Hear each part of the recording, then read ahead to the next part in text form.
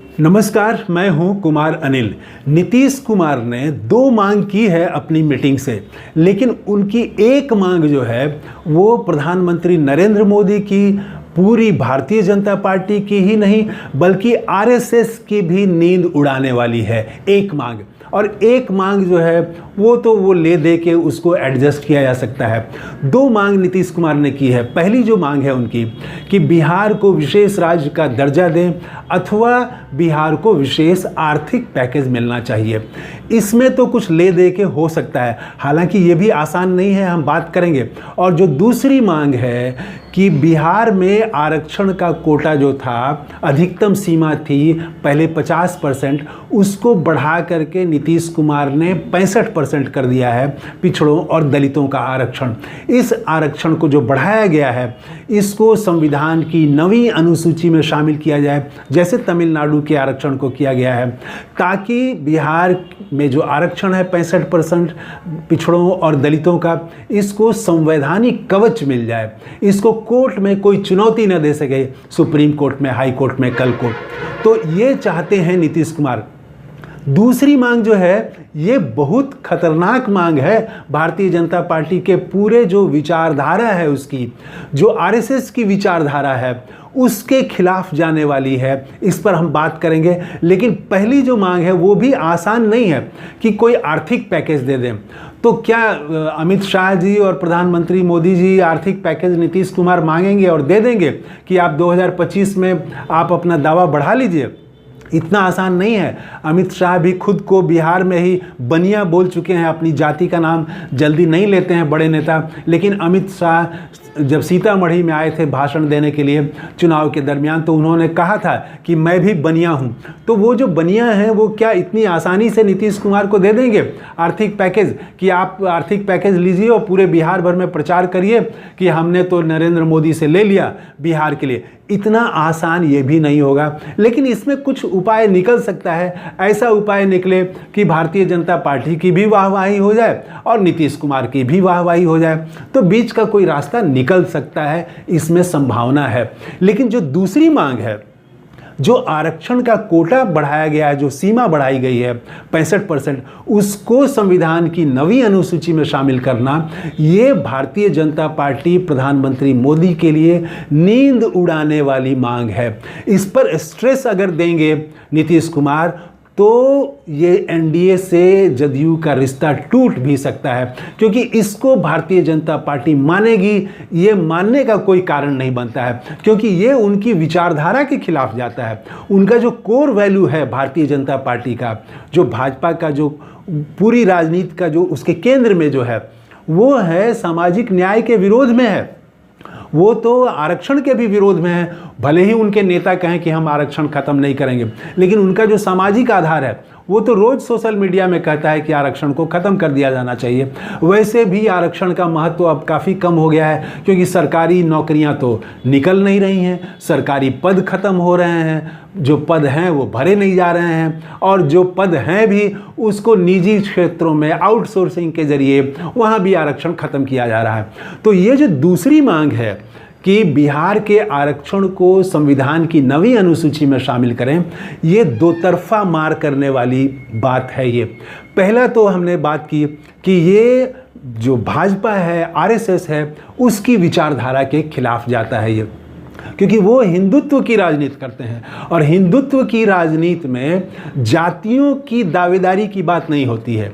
जाति की राजनीति भारतीय जनता पार्टी करती है, लेकिन जाति की राजनीति करने की एक सीमा है उसकी। वो करती है सिर्फ सोशल इंजीनियरिंग करती है।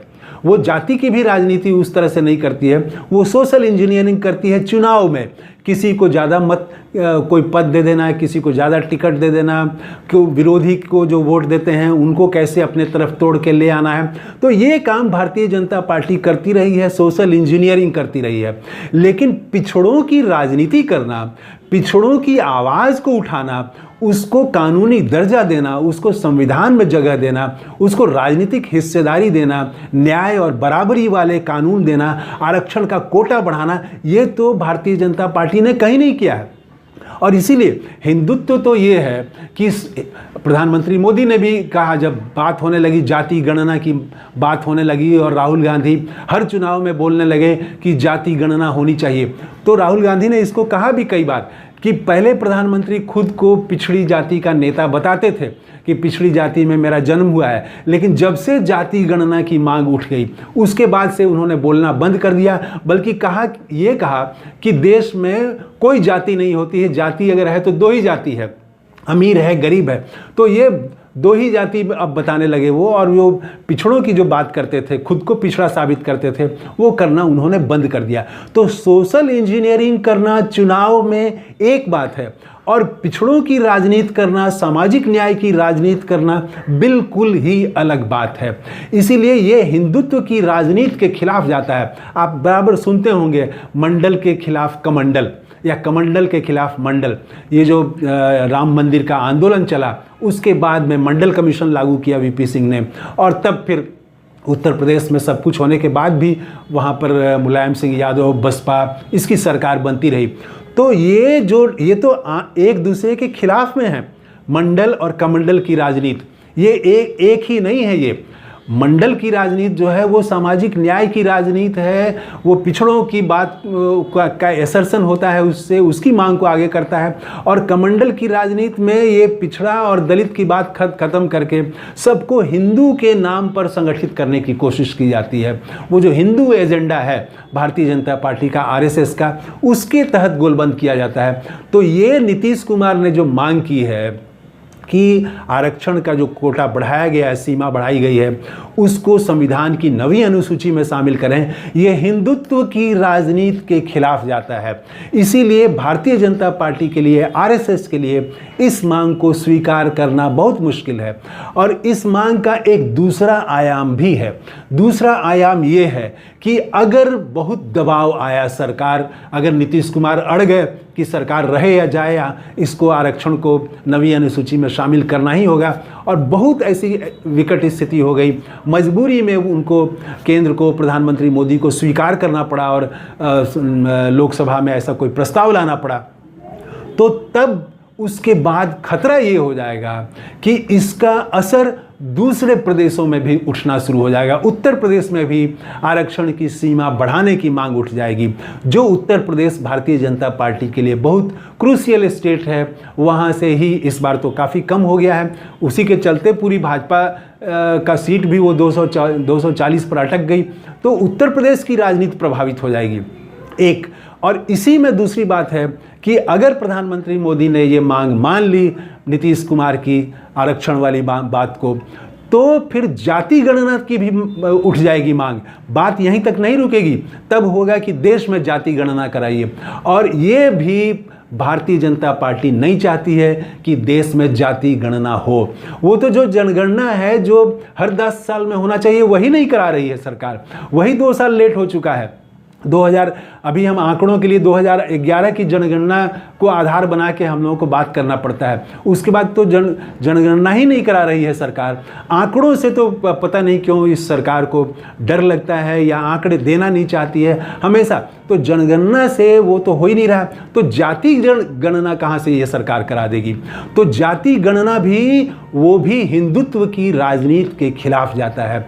तो जो पूरा हिंदुत्व की राजनीति है वो एक खास धर्म के खिलाफ, पड़ोसी देशों के खिलाफ और हिंदुओं के बीच एक नफरत की भावना दूसरे धर्मों के प्रति पैदा करना, और हिंदू के नाम पर और फिर कर्मकांड और ये सारी चीज़ें जो हो रही हैं, तो वो जो बुनियादी मसले हैं दलितों के, पिछड़ों के, जो आम जनता के बुनियादी मसले हैं, उस पर बात कम हो और देश में हिंदू मुसलमान की बात ज़्यादा हो, हिंदू पर आप गर्व करें। ये जो राजनीति है, तो इसमें तो भारतीय जनता पार्टी बहुत परेशानी में पड़ जाएगी। आरक्षण की सीमा जो बिहार में बढ़ाई गई है, इसको नवी अनुसूची में शामिल करने का मतलब है कि उत्तर प्रदेश और अन्य राज्यों में भी पिछड़ों का आरक्षण बढ़ाने की मांग होगी और पूरे देश में जाति गणना की मांग जोर से उठ जाएगी। इसीलिए ये जो दूसरी मांग है, ये नीतीश कुमार ने जो दूसरी मांग की है कि आरक्षण की सीमा हमने बढ़ाई है, उसको संविधान की 9वीं अनुसूची में शामिल करें, ये पूरी भारतीय जनता पार्टी, आरएसएस और प्रधानमंत्री मोदी की नींद को उड़ाने वाली मांग है ये। अब देखना ये है कि नीतीश कुमार ने ऐसे ही सिर्फ कह दिया, इसको चुनाव तक ऐसे ही खींच के ले जाएंगे और चाहेंगे कि वो कुछ आर्थिक पैकेज मिल जाए उसी पर ही रुक जाते हैं, या इस पर वो स्ट्रेस देते हैं। क्योंकि अगर वो स्ट्रेस नहीं देंगे तो आर्थिक पैकेज अगर ले भी आएंगे दिल्ली से, वो मांग करके ले करके आएंगे भी, तो यहाँ तेजस्वी यादव बगल में बैठे हुए हैं, वो तब कहेंगे कि संविधान को 9वीं अनुसूची में शामिल क्यों नहीं करा पाए आप। तो यहाँ नीतीश कुमार घिर जाएंगे। वो पूछा जाएगा कि आप पर निर्भर है ये सरकार, लेकिन आप सरकार पर दबाव क्यों नहीं बना पा रहे हैं। तो नीतीश कुमार भी फंसे हुए हैं कि अगर इसको 9वीं अनुसूची में शामिल नहीं किए तो वहाँ भारतीय जनता पार्टी का हिंदुत्व की राजनीति मजबूत होगी और यहाँ तेजस्वी यादव पीछे से इनकी ज़मीन खिसकाने को तैयार हैं। तो बीच में फंस जाएंगे नीतीश कुमार। इसीलिए नीतीश कुमार चाहते हैं कि संविधान की 9वीं अनुसूची में अगर शामिल हो जाता है बिहार का आरक्षण, तो भारतीय जनता पार्टी को भी हम कमज़ोर कर देंगे और तेजस्वी यादव को भी कमज़ोर कर देंगे। एक तीर से दो निशाना कर लेंगे। लेकिन क्या वो इसके लिए जितना ज़रूरी दबाव है वो दबाव बना पाएंगे कि नहीं, वो साहस दिखा पाएंगे कि नहीं नीतीश कुमार, ये देखने वाली बात है। तो खैर, ये जो बिहार में नीतीश कुमार ने एक नई चाल, एक नया दांव चल दिया है और इससे न सिर्फ भाजपा बल्कि तेजस्वी यादव की आगे की राजनीति भी निर्धारित होगी, वो भी, उनकी भी दिशा इन मांगों से तय होगी। तो फिलहाल इस वीडियो में इतना ही। आपने इस चैनल को सब्सक्राइब नहीं किया तो सब्सक्राइब कर लें। आप आर्थिक रूप से भी मदद कर सकते हैं मेंबरशिप वाले कॉलम में जा करके, और दोस्तों के साथ शेयर करें, लाइक करें। थैंक यू, धन्यवाद, जय हिंद।